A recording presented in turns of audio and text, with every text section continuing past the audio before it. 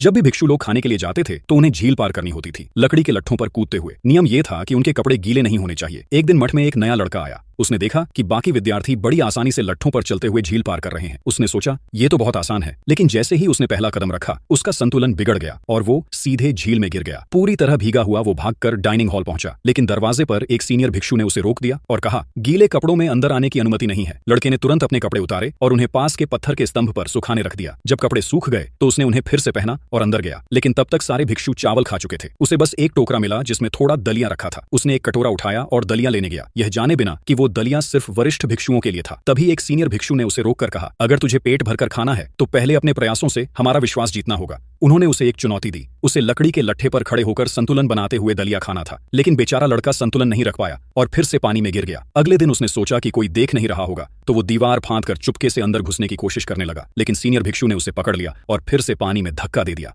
आसपास के लोग हंसी नहीं रोक पाए। उस रात लड़के ने ठान लिया, अब मुझे सबको साबित करके दिखाना होगा। जब सब सो गए तो वो 2 लकड़ी के बैरल निकाल लाया। उसने उन्हें जमीन पर लुढ़काया और उन पर कूदते हुए बैलेंस करने की प्रैक्टिस शुरू की। वो बार बार गिरता, लेकिन हर बार उठकर फिर कोशिश करता। धीरे धीरे उसने बैरल्स को तेजी से घुमाना, एक से दूसरे पर कूदना और संतुलन बनाए रखना सीख लिया। अगली सुबह सबको लगा कि वो फिर गिरेगा, लेकिन सबकी हैरानी के लिए उसने हल्के कदमों से लट्ठे पर पैर रखा, एक शानदार समरसॉल्ट लगाया और ऐसे झील पार की जैसे हवा में उड़ रहा हो। ये देखकर सीनियर भिक्षु ने रास्ता और मुश्किल कर दिया। उन्होंने मोटे लट्ठे की जगह एक पतली डंडी रख दी, यहाँ तक कि सीनियर विद्यार्थी भी उसे पार नहीं कर पाए। आत्मविश्वासी लड़के ने भी कोशिश की, लेकिन इस बार वो फिर गिर गया। अब सभी ने दिन रात अभ्यास करना शुरू कर दिया, लेकिन कोई सफल नहीं हुआ। फिर सीनियर भिक्षु वहां आए और बोले, एक प्लेट जोर से पानी में फेंको। लड़के ने वैसा ही किया और प्लेट सीधी नीचे डूब गई। भिक्षु ने समझाया, जब तुम जोर से पैर रखते हो तो लट्ठा नीचे डूब जाता है, जितना ज्यादा दबाव डालो उतनी जल्दी वो नीचे जाएगा। फिर भिक्षु ने एक और प्लेट हल्के से तिरछे फेंकी। इस बार वो पानी की सतह पर उछलती हुई दूसरे किनारे तक पहुंच गई। लड़के को बात समझ आ गई। उस रात वो फिर झील पर गया और अभ्यास करने लगा। हर बार उसे गुरु की बात याद आती, कदम हल्के रखो, अगर गिरो तो फिर कोशिश करो। वो कई बार गिरा, लेकिन हर बार उठा और दोबारा कोशिश की। अंत में अनगिनत प्रयासों के बाद उसने उस पतली डंडी को सफलतापूर्वक पार कर लिया।